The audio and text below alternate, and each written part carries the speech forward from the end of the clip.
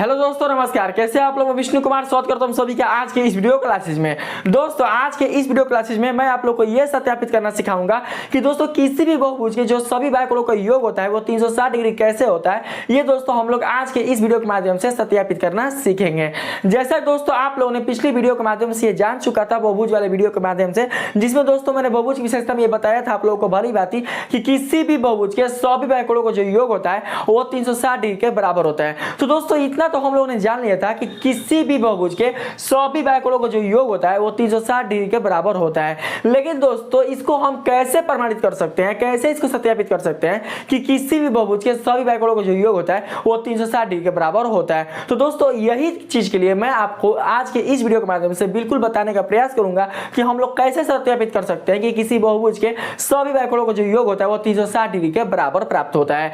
तो दोस्तों ये जो आपका नियम है वो सभी बहुभुजों के लिए लागू है। लेकिन दोस्तों मैं आप लोग को बिल्कुल सरल तरीके से बताने के लिए यहाँ पर मैंने बहुभुज से जो प्रारंभिक जो बहुभुज है उसे दोस्तों लेकर मैं आप लोगों को समझाने का प्रयास कर रहा हूँ। दोस्तों आप सभी को पता है कि आपका जो बहुभुज का प्रारंभ है वो होता है आपके त्रिभुज से, क्योंकि आपको बहुभुज की परिभाषा से आपको पता होगा कि जो बहुभुज होती है वो 3 या 3 से अधिक रेखाखंडों से बंध एक आकृति होती है। ठीक है दोस्तों, तो यहाँ पर आप देख सकते हैं कि जो मैंने ये आकृति लिया है दोस्तों वो भी एक बंद आकृति है। इसलिए हम कह सकते हैं कि यह जो आकृति है आपका वो एक प्रकार का बहुभुज है और 3 रेखाखंडों से बनी हुई है, तो इसे हम लोग बोलेंगे कि यह एक प्रकार का त्रिभुज है। दोस्तों यहाँ पर त्रिभुज लेने का तथ्य मेरा इसलिए है क्योंकि जितने आप भुजाओं को बढ़ाते जाइएगा दोस्तों इनका जो प्रूवेड है वो इतना ही दोस्तों विस्तृत होता जाएगा। जब हमको पता ही है कि किसी बहुभुज के सभी बायकोणों का योग 360 डिग्री होता है और हमको उसको प्रमाणित करना है, तो दोस्तों हम इसे किसी भी एक बहुभुज से प्रमाणित कर सकते हैं। लेकिन आप लोगों को काफी सरल तरीके से बताने के लिए, काफी संक्षेप रूप में यह बने,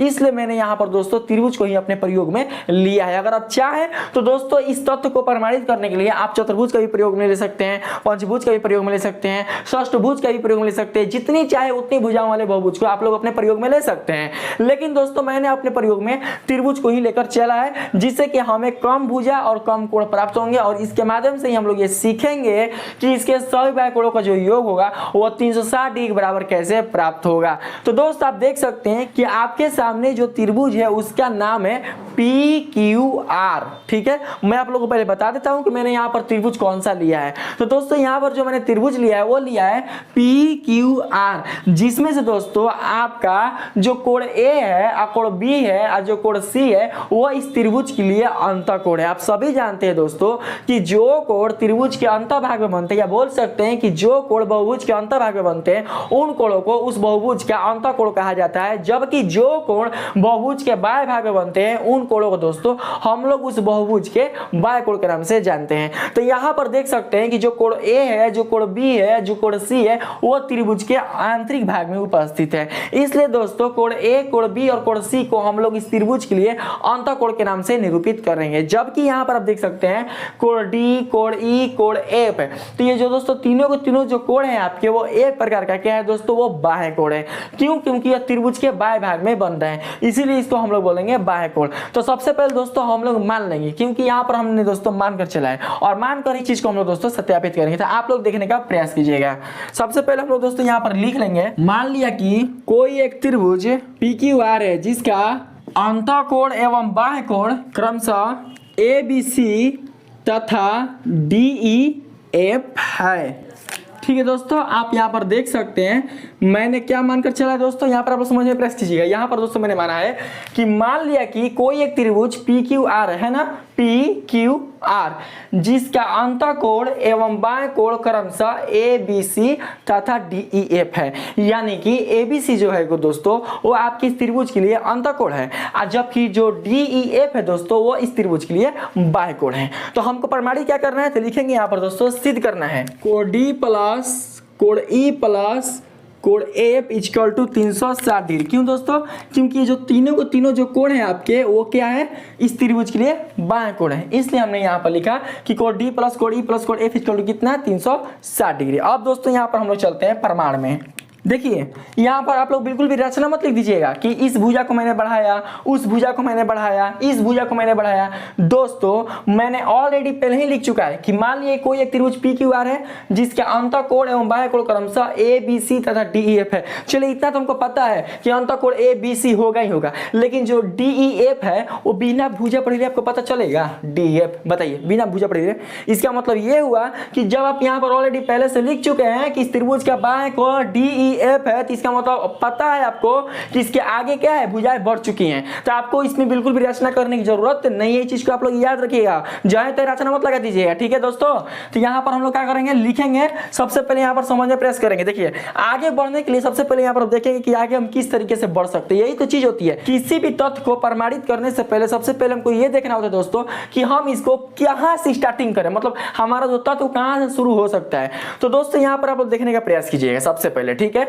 हमको यहाँ पर क्या करना है, हमको यहाँ पर यह प्रमाणित करना है कि इसके सभी बाह्य कोणों का जो योग है वो 360 डिग्री के बराबर है। तो सबसे पहले दोस्तों हम लोग यहाँ पर इस त्रिभुज में देखते हैं कि हमें इसमें क्या मिल सकता है। तो दोस्तों जब आप इस त्रिभुज को ध्यान से अगर देखते हैं तो देखने से आपको ये पता चलता है दोस्तों कि यहाँ पर कोई एक सरल रेखा पर कोई एक रेखाखंड या किरण आपतित होती है। सरल रेखा है, ठीक है ना। इस सरल रेखा पर कोई एक किरण या रेखाखंड आपतित होती है। जैसा कि दोस्तों हम यहाँ पर बात करते हैं कि यही ले लीजिए, ठीक है ना। यहाँ पर क्या चाहिए, Q है, और यहाँ पर क्या चाहिए, R है ना दोस्तों।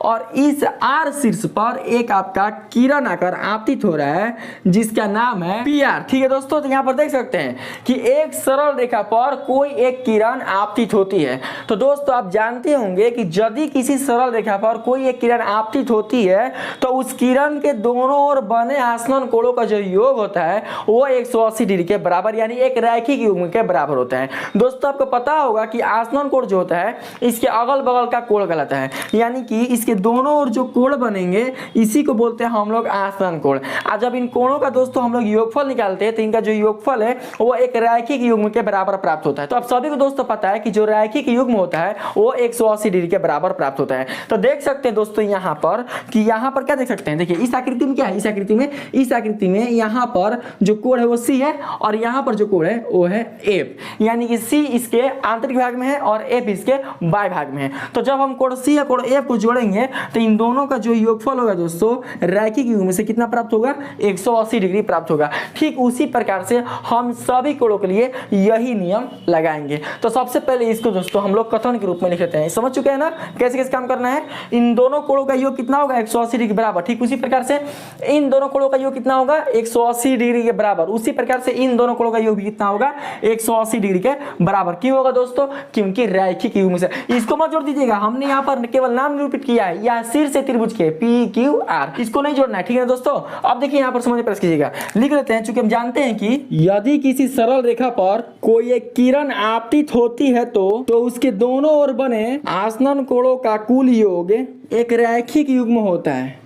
देख सकते हैं दोस्तों, आपने क्या देखा यहाँ पर कथन के रूप में कि चूंकि हम जानते हैं कि यदि किसी सरल रेखा पर कोई एक किरण आपतित होती है तो उसके दोनों ओर बने आसन्न कोणों का कुल योग एक रैखिक युग्म होता है, यानी 180 डिग्री बराबर प्राप्त होता है।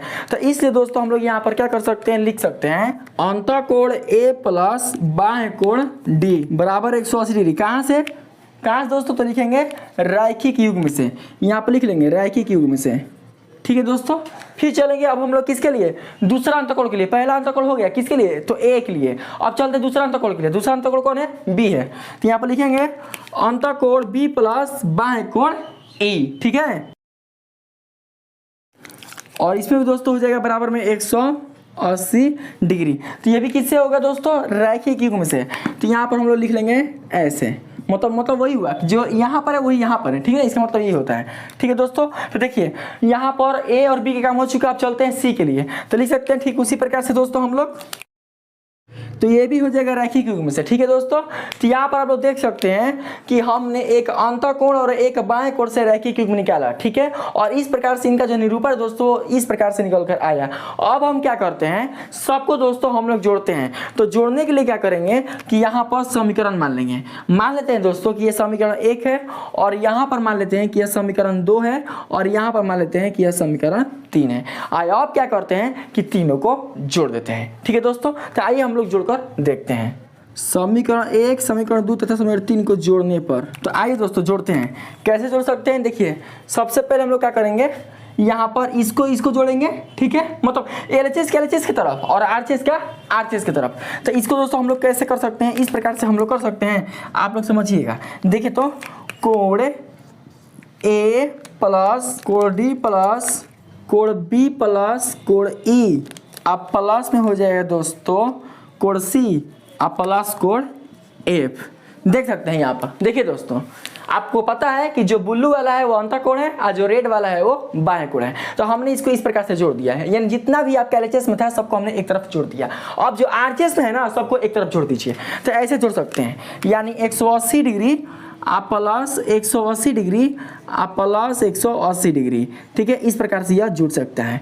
ठीक है दोस्तों, अब हम क्या करते हैं, यहाँ पर अंतःकोण को एक में ले लेते हैं, अब बाह्य कोण को एक में ले लेते हैं। मतलब यहाँ पर देख सकते हैं कि ABC ये आपका अंतःकोण है, DEF ये आपका बाह्य कोण है। तो अंतःकोण एक में और बाह्य कोण एक में, और उसके बाद तीनों को हम दोस्तों क्या करते हैं, जोड़ देते हैं। तो देखिएगा कैसे जोड़ते हैं, अंतःकोण A plus B plus C अब प्लस बाह्य कोण हो जाएगा कोण D प्लस कोण E प्लस कोण F इक्वल टू में दोस्तों हो जाएगा, देखिए तीनों को जोड़ देंगे तो 18 या 54, यानी कितना आ जाएगा यहाँ पर 540 डिग्री। देखिए दोस्तों अब यह एक प्रकार का समीकरण बन चुका है, ठीक है, यानी कि ये दोनों आपस में बराबर है। तो कहने का मतलब ये हुआ कि अपने समीकरण के रूप में है। और आप सभी जानते हैं दोस्तों समीकरण के गुणा अनुसार कि जब किसी समीकरण के पदों का पक्षांतर अगर चेंज किया जाता है, मतलब इसका पक्ष बदला जाता है, तो पक्ष बदलने के फलस्वरूप जिस पद को हम लोग मतलब पक्षों को बदलते हैं जिस पद के साथ, तो उस पद का जो दोस्तों चिन्ह होता है उसमें परिवर्तन आ जाता है।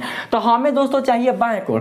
तो क्या करते हैं कि सबसे पहले हम अपने बाह्य कोण को यहीं पर रख लेते हैं, क्योंकि हमको बाह्य कोण से मतलब है। ठीक है दोस्तों, तो यहाँ पर हम लोग क्या करते हैं दोस्तों, सबसे पहले बाह्य कोण को रख लेते हैं। देखिए दोस्तों बाह्य कोण D plus E plus F बराबर 540 डिग्री, अब माइनस में देखिए यही ना जाएगा, उधर क्या करेंगे, इसको भेजेंगे।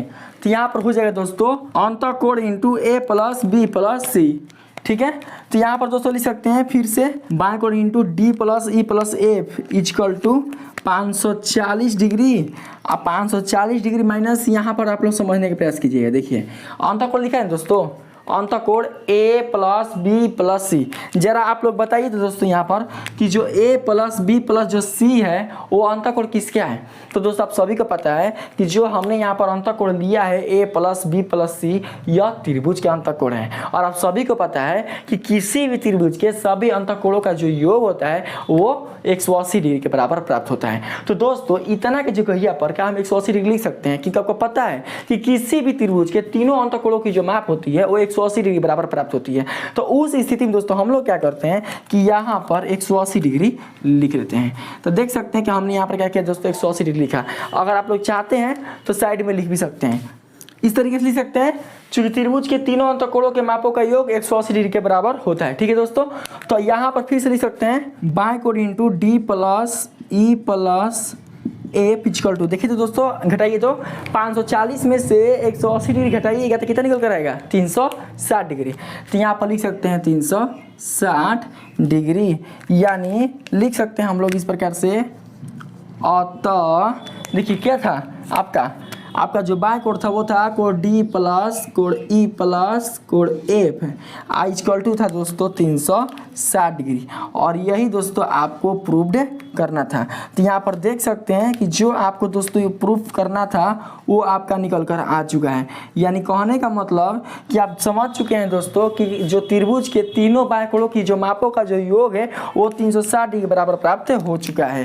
तो इस प्रकार से दोस्तों हम लोग समझ सकते हैं कि किसी भी बहुभुज के अगर इसी विधि द्वारा, अगर इसी प्रक्रिया द्वारा हम सत्यापित करें तो उनके सभी बाह्य कोणों का जो योग होगा दोस्तों वो आपको 360 डिग्री ही प्राप्त होगा। तो आज के इस वीडियो के माध्यम से मैं आप लोग को यही दोस्तों बताने वाला था कि कैसे हम किसी बहुभुज के सभी बाह्य कोणों का जो योग है वो हम 360 डिग्री प्राप्त कर सकते हैं। यदि दोस्तों अगर हम इसके ज़्यादा भुजा वाला अगर हम कोई बहुभुज लेते हैं तो दोस्तों यहाँ पर जो विस्तार है कोणों का वो काफ़ी बढ़ जाता है। यानी यहाँ पर जो कोण दोस्तों आपको 6 रूप में है वो आगे जाकर दोस्तों हो सकता है वो 8 हो जाए, 12 हो जाए, 15 हो जाए, 20 हो जाए, मतलब इसका स्वरूप बढ़ता जाएगा। ऐसा नहीं है कि स्वरूप बढ़ने से इसके कोण के मान में कोई अंतर होगा, यानी लास्ट इसका जो योग है दोस्तों बाह्य कोणों का वो 360 डिग्री पर ही आकर गिरेगा। दोस्तों कॉमन सेंस वाली बात है, आप सभी को पता है कि बाएं कोण का योग कहने मतलब कि जब आप किसी भी बहुभुज के चारों तरफ घूमिएगा चारों तरफ तो दोस्तों एक वृत्ताकार पथ लगाएगा। आप सभी को पता है कि वृत्ताकार पथ के केंद्र पर बना जो टोटल कोण का जो मान होता है वो 360 डिग्री के बराबर ही प्राप्त होता है। तो इस प्रकार से आप लोग समझिए ना